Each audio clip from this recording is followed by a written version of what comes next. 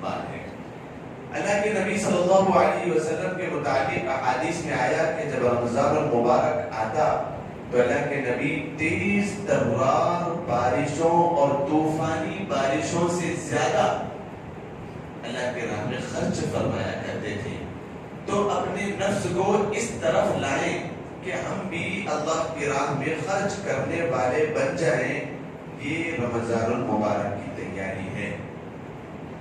ذکر و اذکار میں ہمیشہ مصروف رہنا، اللہ کا ذکر، اللہ کی تحمید، اللہ کی تکبیر، ہمیشہ ہماری زبان سبحان اللہ، اللہ کی پاکی، الحمدللہ، اللہ کی تعریف، اللہ اکبر، اللہ کی تکبیر بیان کر رہی ہے۔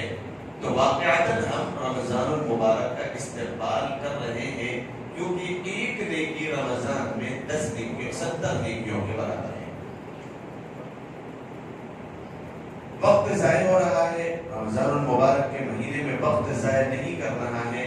ابھی سے ہمیں اس بات کا احتیاط کرنا چاہیے کہ یہ موبائل میں وقت ضائع کرنا، گیم کھیلنے کی کسی کہیں عادت ہے، واٹس ایپ پہ یا فیس بک پہ وقت ضائع کرنے کی عادت ہے، تو نیٹ سے احتراز اور فون سے اجتناب، اپنے آپ کو اللہ کی طرف متوجہ کرنا، یہ رمضان المبارک کے اعمال میں سے ہے۔ تو پہلے سے ہم اس کی پریکٹس کریں کہ ہم اپنے آپ کو نیٹ سے پرہیز، موبائل سے بچانا اور وقت کے ضائع کرنے سے اپنے آپ کو اجتناب کرنا، گپ شپ کرنے سے، دوست و احباب کی محافل میں صرف اور صرف وقت کے ضائع کرنے سے اپنے آپ کو بچانا، یہ رمضان المبارک کی تیاری میں پریکٹس ہے۔ رمضان المبارک ہو یا عام دن ہو، افضل العبادت تلاوت القرآن، بہترین عبادت اور سب سے افضل ترین عبادت قرآن کریم کی تلاوت ہے۔ تو واقعات رمضان کی تیاری یہ ہوگی کہ ہم قرآن کریم کو پڑھنا شروع کر دیں، قرآن کریم کی تلاوت میں مصروف رہیں۔ کیا ہو رہا ہے یہ؟ کیا رمضان شروع ہو گیا؟ لوگ دیکھ کر کہہ رہے ہیں کہ قرآن کریم کی تلاوت زیادہ ہو رہی ہے، رمضان شروع ہو گیا۔ نہیں، اللہ کے نبی نے جو فرمایا کہ رمضان کے آنے سے پہلے رمضان کی تیاری کرنا ہے، یہ قرآن کریم کی تلاوت رمضان المبارک کی تیاری ہے، رمضان المبارک کی تیاری ہے۔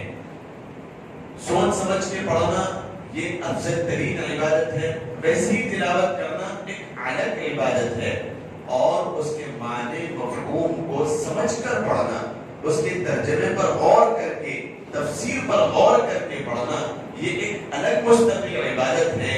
اس کی فکر کرنا، کچھ تفاسیر کی کتابیں یہاں پر ہو، ہم اس کو کھول کر کے تلاوت کر رہے ہوں، جس کو اردو میں آسانی سے پڑھنے آتا ہو وہ تفسیر کی تفسیر پڑھ رہا ہو، اور قرآن میں اللہ تبارک و تعالی نے جہاں پر کہا ھدی للمتقین، ھدی للناس، جہاں پر قرآن کریم فرماتا ہے جو متقی بننا چاہتے ہیں اس کے لیے ہدایت ہے، اور جو لوگ عام لوگوں کے لیے قرآن کریم ساری دنیا اور کائنات کے لیے ہدایت ہے۔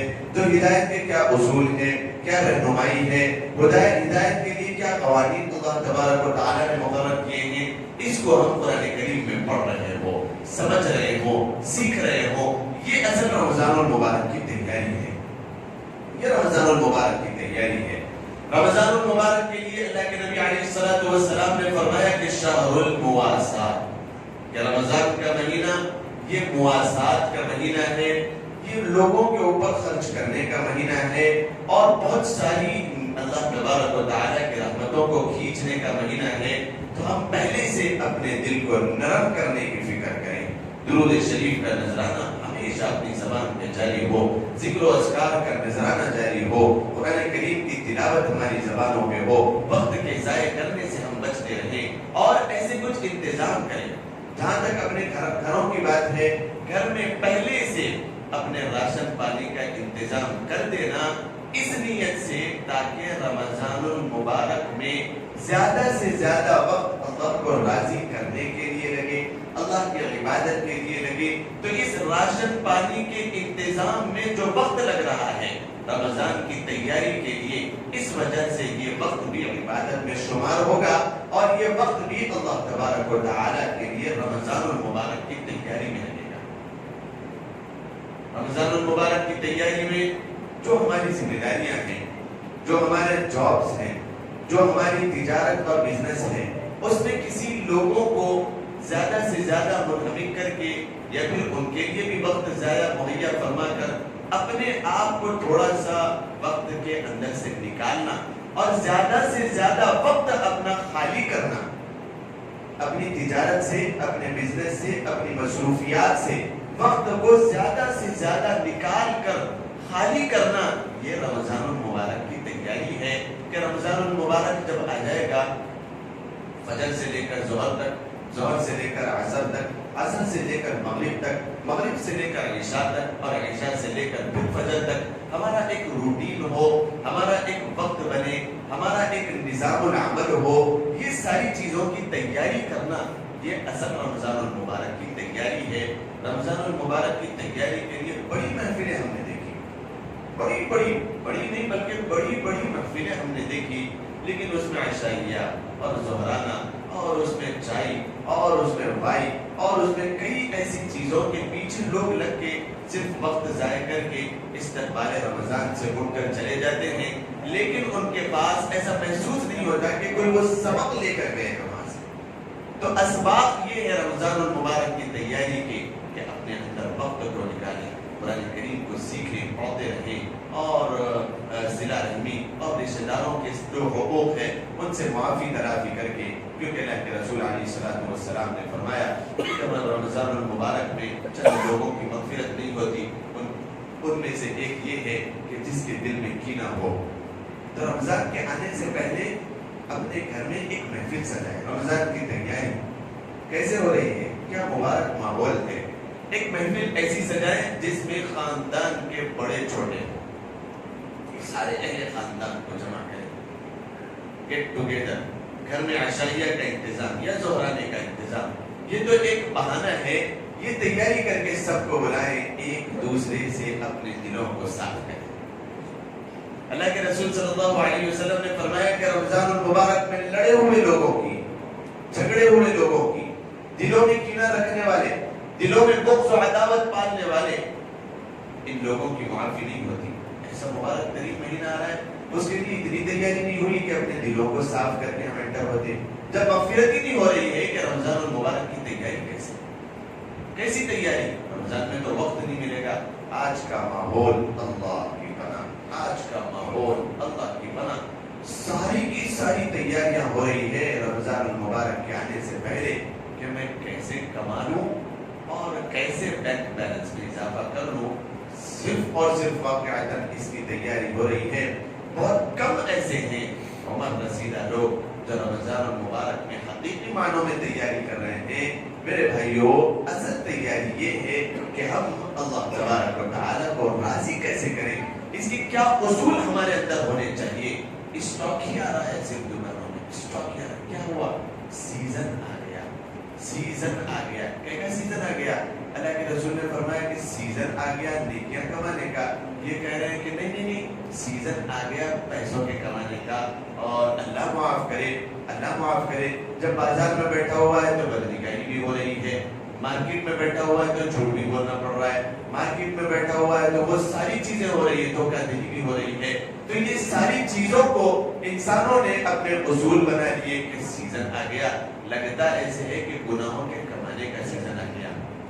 قرآن کریم کی آیت سے میں اس کو واضح کروں، لوگ ایسا نہ سمجھے کہ کیا مفتی صاحب کمانے دھمانے اور تجارت کرنے اور بزنس کرنے کے خلاف رہتے ہیں، ہمیشہ ان کی زبان پہ رہتا ہے کہ تجارت کرنا، ایسا لگتا ہے کہ بڑا گناہ کر رہے ہیں۔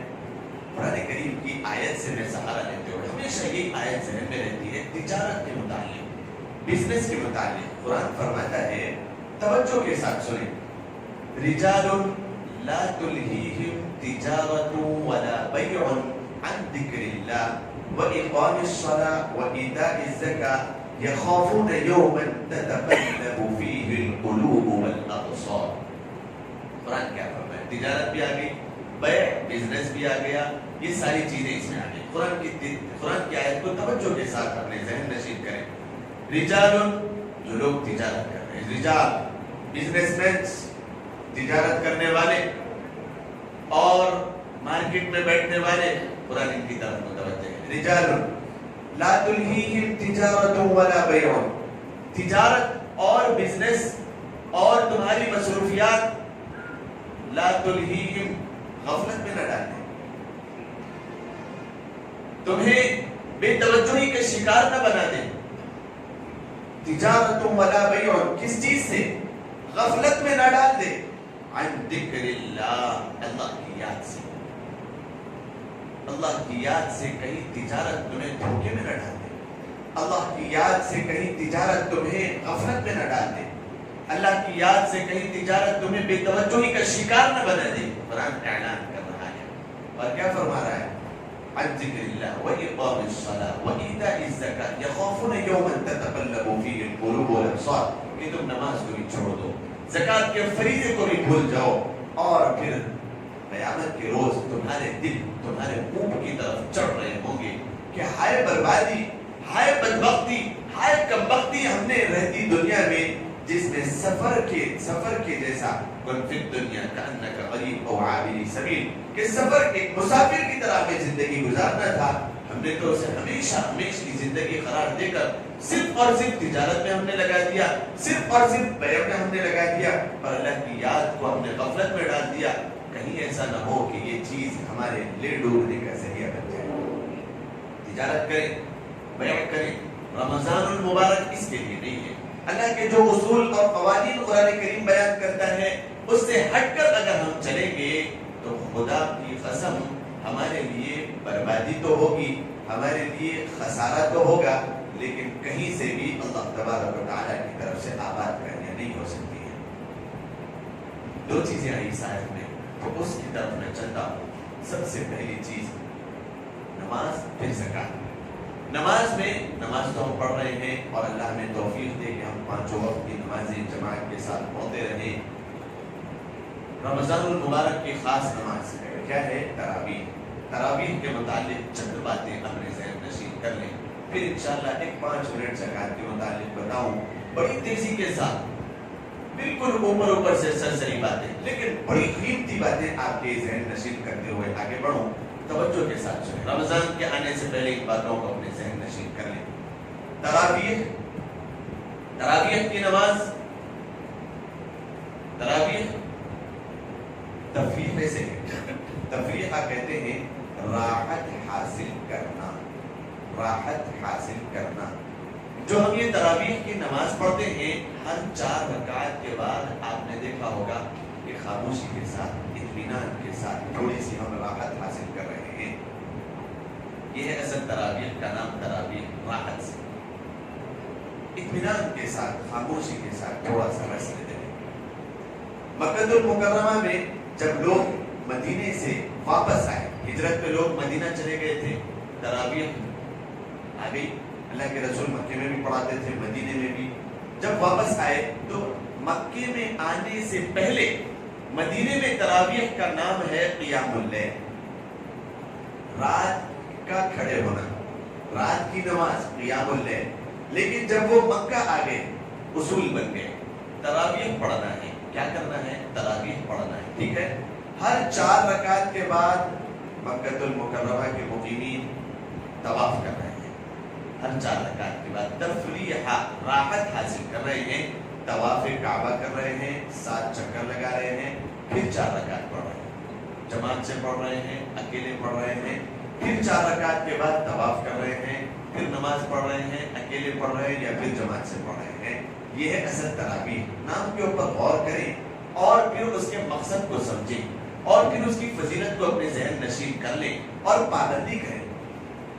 رمضان المبارک شروع ہو رہا ہے، بعض اللہ تبارک و تعالیٰ نے جنہیں ہدایت دی ان کو ہم نے دیکھا کہ ماشاءاللہ وہ تو پہلے دن سے آخری دن تک اللہ کی توفیق سے اللہ کے سامنے سجدہ گاہ بنائے ہوئے 20 رکعت مکمل پڑھ رہے ہیں، اور بعض نادان ہم نے ایسے بھی دیکھے جو 4 رکعت کے بعد جا رہے ہیں، جو 8 رکعت کے بعد جا رہے ہیں، جو 12 رکعت کے بعد جا رہے ہیں، جو 16 رکعت کے بعد جا رہے ہیں۔ اچھا، ایسا کرنے والے اپنا کیا نقصان کر رہے ہیں؟ تراویح کی فضیلت سے اپنے ذہن میں آپ اس چیز کو رکھ لیں۔ تراویح کا ایک سجدہ، تراویح کی نماز کے 20 رکعت میں 40 سجدے ہوتے ہیں، ایک سجدہ اللہ کے نبی علیہ السلام نے فرمایا کہ اپنے اندر 1500 نیکیوں کو سمایا ہوا ہے. ایک سجدہ 1500 نیکیاں. یہ بات بھی آپ نے سنی ہوگی کئی بیانوں میں کہ اگر لوگوں کو یوں کہا جائے کہ انشاءاللہ اس رمضان میں رمضان المبارک کی تراویح پڑھنے والے مسجد عثمانیہ میں جتنے پڑھیں گے 150 روپے فی سجدہ تراویح کے دیے جائیں گے. تو یہ سب مسجد تو کیا یہ روڈ تو کیا مین روڈ تک لوگ بھر جائیں گے. واقعات اس بات کو اپنے ذہن نشین کر لیں. یہ کوئی کانٹا نہیں ہے کہ میں جو چوم رہا ہوں. واقعہ یہ ہے, حقیقت یہ ہے. اب پھر اس کے اوپر میں حدیث سنا ہوں تو انشاءاللہ بات ذہن میں بیٹھ جائے گی کہ کیا حدیث میں اللہ کے نبی علیہ السلام ارشاد فرما رہے ہیں 150 روپے فی سجدہ. تو عام لوگ تو آئیں گے, خاص لوگ بھی آئیں گے, جو گھروں میں کئی سال سے نماز نہیں پڑھتے بڈھے باٹے ان کو بھی لائیں گے کہ آپ کی وجہ سے 150 روپے مجھے بھی مل جائے. کیونکہ آج کی دنیا کا رخ صرف اور صرف پیسے کو بنایا ہوا ہے. لوگوں نے پیسہ جہاں مل رہا ہے بس وہیں پر ہم جائیں گے. پیسہ نہیں تو کچھ بھی نہیں. آپ دیکھیں 150 روپے کے اوپر پوری مسجد بھر رہی, ایک کے اوپر ایک. جس طریقے سے جنازے میں چپک چپک کے ٹھہرتے ویسے ہی ٹھہر جائیں گے, لیکن 150 روپے فی سجدہ. میں اپنے لیے بھی یہ بات بولوں اور سب کے لیے 1500 نیکیاں ملتی ہے فی سجدہ تراویح میں. اب جو لوگ 4 رکعت پڑھ کے جا رہے ہیں وہ اندازہ لگائیں کہ باقی 16 رکعت کے کئی سجدے چھوڑ کر جا رہے ہیں. 1500 نیکیوں سے آپ اندازہ لگائیں کتنی لاکھ نیکیاں نقصان کر رہے ہیں. اللہ کے نبی علیہ السلام نے فرمایا کہ تراویح کے ایک سجدے پر 60,000 یاقوت اور مرجان کے دروازوں والی بہترین جنت میں محل ایک سجدے پر تراویح کی وجہ سے ملتا ہے. تو جو لوگ 8 پڑھ کے جا رہے ہیں باقی 12 وہ لوگ جو ہے نا ضائع کر رہے ہیں. تو 12 کے 124 سجدے فی ایک دن میں 24 محل کو وہ لوگ ضائع کر رہے ہیں. 24 محل اور 1500 نیکیوں سے اندازہ لگائیں کتنی نیکیاں وہ لوگ ضائع کر رہے ہیں. تراویح اس کو بھی آپ سمجھیں. بعض لوگ اگر 8 رکعت پہ چلے جاتے ہیں اور عام لوگوں کا ذہن بھی اس کی وجہ سے خراب ہے کہ شاید 8 رکعت کی بھی کوئی روایت ہو جس کی وجہ سے ہم کرتے ہیں. تو تراویح کے نام سے میں آپ کو کچھ ثبوت پیش کروں کہ تراویح کی رکعتیں 8 یا 20. دیکھیے تراویح کا واحد ہوتا ہے ترویحہ اور تراویح کے 2 ہوتے ہیں. عربی زبان کا گرامر اگر آپ کو معلوم ہو تو ترویحتان اور 3 ہوتے ہیں تراویح. ہر 4 رکعت کی تراویح کو کہا جاتا ہے ترویحہ اور دو جب 4 رکعت کی تراویح ایک ترویحہ ہے اور 8 رکعت کی تراویح 2 ترویحتان. یعنی 8 رکعت میں جو تراویحتان ہوا تو اس کا نام واقعتاً 8 جو لوگ بولتے ہیں اس کا نام تراویحتان ہونا چاہیے, تراویح نہیں ہونا چاہیے. 12 رکعت کی تراویح کو تراویح کہا جاتا ہے. 3 کا ایک مجموعہ ہے. تراویح کا جمع یہ تراویح ہے. کم از کم 12 ہونی چاہیے. 8 کا 2 اور 4 کا کہیں تذکرہ نہیں ہے. اللہ کے نبی علیہ السلام کی ایک حدیث صحیح حدیث ہے بخاری شریف میں. حضرت عائشہ صدیقہ امی جان رضی اللہ تعالی عنہا سے آپ نے ارشاد فرمایا. اپنے ذہن کو کھولیں عام لوگوں کے لیے. میں قرآن کریم یہ حدیث اور قرآن کریم کی آیت سے کچھ ذہن کھولنا چاہتا ہوں, حالانکہ دوسرا مضمون ذہن میں تھا. حضرت عائشہ صدیقہ رضی اللہ تعالی عنہا ارشاد فرماتی ہیں, توجہ کے ساتھ سنیں. اللہ کے رسول صلی اللہ علیہ وسلم نے عام دنوں میں یا رمضان المبارک میں 11 رکعت سے زیادہ آپ نے نماز نہیں پڑھی. رات کی نماز 11 رکعت سے زیادہ آپ نے نہیں پڑھی قیام اللیل. ٹھیک ہے. تو بعض لوگوں کو اس سے دھوکا ہو گیا کہ شاید یہ تراویح کی نماز ہو اور وہ 8 تو تراویح کی نماز اور 3 واجب الوتر اور نماز ختم ہو گئی. تو یہ 8 تو تہجد کی نماز ہے اور 3 یہ وتر کی نماز. اللہ کے نبی علیہ السلام اس طرح پڑھا کرتے تھے. اب آگے آپ چلیں, آگے تھوڑا سا. اللہ کے نبی علیہ السلام کی رحلت کے بعد, اس دنیا سے جانے کے بعد حضرت ابوبکر صدیق تو دوسرے مسائل کے سالو کرنے میں 2 سال 10 مہینے کہاں نکلے نہیں معلوم. حضرت عمر فاروق رضی اللہ تعالیٰ عنہ کا دور آیا. اس دور مبارک میں آپ رضی اللہ تعالیٰ عنہ امیر المؤمنین حضرت ابی بن کعب رضی اللہ تعالیٰ عنہ کو آپ نے امامت پر کھڑا کیا کہ 20 رکعت جماعت سے تراویح ہوگی. 22 ہجری میں حضرت عمر فاروق رضی اللہ تعالیٰ عنہ نے اس معمول کو شروع کیا اور یہاں سے لے کر بڑے کبار صحابہ سارے کے سارے موجود اور فقیہۃ العصر اس زمانے کی فقیہہ امی جان حضرت عائشہ صدیقہ رضی اللہ تعالیٰ عنہ موجود ہے جو اس روایت کو ارشاد فرماتی ہے کہ 11 رکعت اللہ کے رسول صلی اللہ علیہ وسلم نے زائد نہیں پڑھے، اس سے زیادہ نہیں پڑھے رمضان میں اور غیر رمضان میں. یہ سارا کا سارا ماحول اللہ کے رسول علیہ الصلوۃ والسلام کی اہلیہ محترمہ ساری امت کی ماں امی جان حضرت عائشہ صدیقہ رضی اللہ تعالیٰ عنہ 20 سال تک اس معمول کے زندہ ہونے کے بعد آپ زندہ ہیں. آپ کی کوئی ایسا اثر حدیث کی دنیا میں کوئی ایسی بات موجود نہیں ہے کہ حضرت امیر المؤمنین عمر فاروق رضی اللہ تعالیٰ عنہ کو روک لگا دے کہ وہ 20 رکعت تراویح نہیں ہے، 8 رکعت ہے، اللہ کے رسول زیادہ نہیں پڑھے. کوئی ایسا اثر موجود نہیں ہے. تو عام لوگوں کا ذہن اگر اس وجہ سے خراب ہو رہا ہو کہ ہم اگر 20 پڑھ لیتے اللہ کے سامنے اتنی بڑی نیکیاں، ایسے محلہ اور ایسا اللہ کی طرف سے راضی ہونا اور اتنی زیادہ رحمتیں، یہ قیام اللیل کا مہینہ، یہ رمضان المبارک میں روزے کا مہینہ، ایسے مہینے میں ہم چھوڑ کے چلے جائیں. اگر ایسا عام طور پہ ذہن میں ہے تو اس بات کو ذہن نشین کر لیں کہ امیر المؤمنین حضرت عمر فاروق رضی اللہ تعالیٰ عنہ کے اس امر کے بعد جو کہ عین حقیقت ہے، عین حدیث سے ثابت ہے، اللہ کے نبی علیہ الصلوۃ والسلام کا معمول ہے، اس کو چھوڑ کر آپ 20 رکعت کی تراویح شروع کر رہے ہو، ایسا نہیں ہے. بلکہ اللہ کے نبی علیہ الصلوۃ والسلام حضرت عبداللہ بن مسعود رضی اللہ تعالیٰ عنہ فرماتے ہیں کہ اللہ کے نبی علیہ الصلوۃ والسلام کے پاس میں ایک مرتبہ آرام کے لیے سو گیا. اللہ کے نبی نے رمضان المبارک کا مہینہ ہے، رات میں آپ نے جگایا اور کہا کہ عبداللہ وضو کر لو، آ جاؤ. حضرت عائشہ صدیقہ بھی ہے، حضرت عبداللہ بن مسعود بھی ہے اور ایک کوئی صحابی ہے اور ایک باندی ہے حضرت عائشہ کی بریرہ. یہ 4 پیچھے کھڑے ہوئے ہیں، حدیث میں موجود ہے. آپ آگے کھڑے ہوئے ہیں. 20 رکعت آپ نے تراویح پڑھائی، 20 رکعت آپ نے تراویح پڑھائی، قرآن اس میں پڑھائی. اللہ کے رسول صلی اللہ علیہ وسلم مدینہ منورہ میں آئے، ایک مرتبہ 20 رکعت آپ نے تراویح پڑھائی رمضان المبارک میں. صحابہ اکرام دوسرے دن شوق کے ساتھ جمع ہو گئے کہ 20 رکعت تراویح پڑھنا ہے. پھر اللہ کے نبی علیہ الصلوۃ والسلام نے 20 رکعت تراویح پڑھائی. تیسرے دن پھر اللہ کے نبی علیہ الصلوۃ والسلام تراویح پڑھانے کے لیے آئے تو دیکھا کہ لوگوں کا ایک جمع غفیر ہے، پورے لوگ جمع ہو گئے کیونکہ وہ زمانہ ایسا تھا خیر القرون قرنی ثم الذین یلونہم ثم الذین یلونہم، بہترین عبادت کا زمانہ.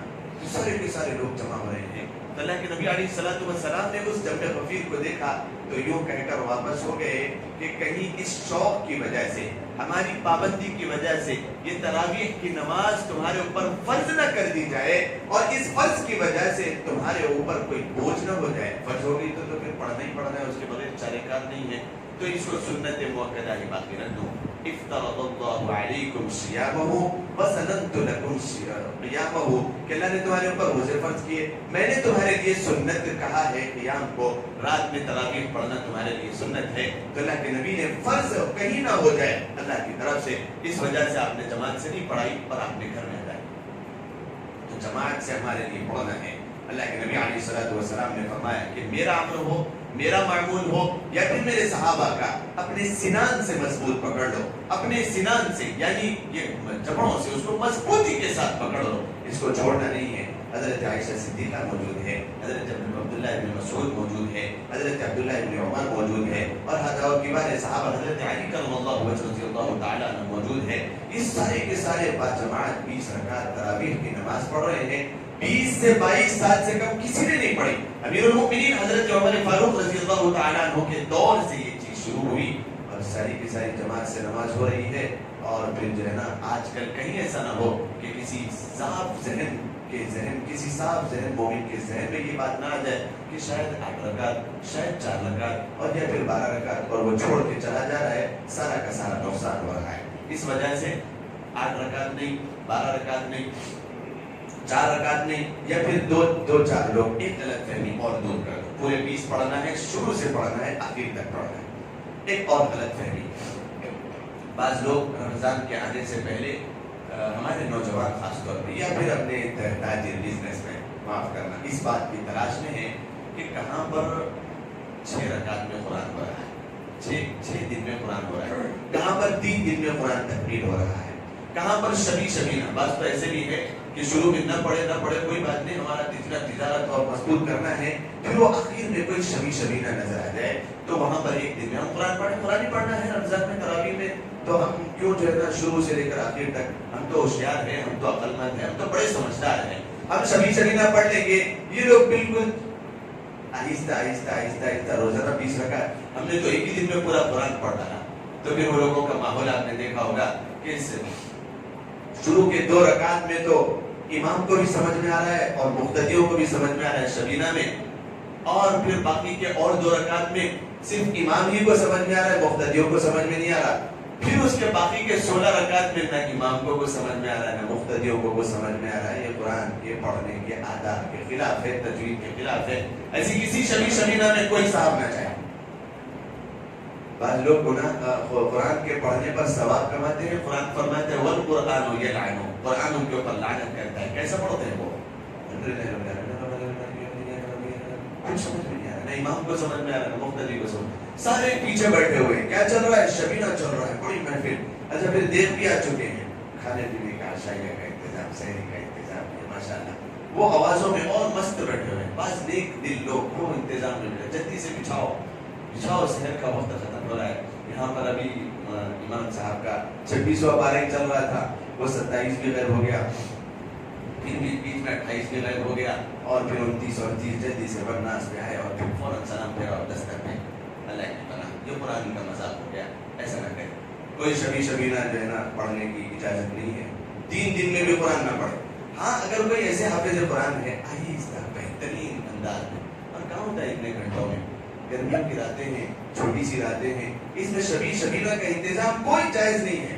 میرے پاس کئی مرتبہ کا اعلان آتا ہے کہ شبینہ کا اعلان کر دیجیے فلاں مسجد میں. میں نے کہا گناہ کا اعلان میں نہیں کرتا، سائڈ کر رکھو. کیوں؟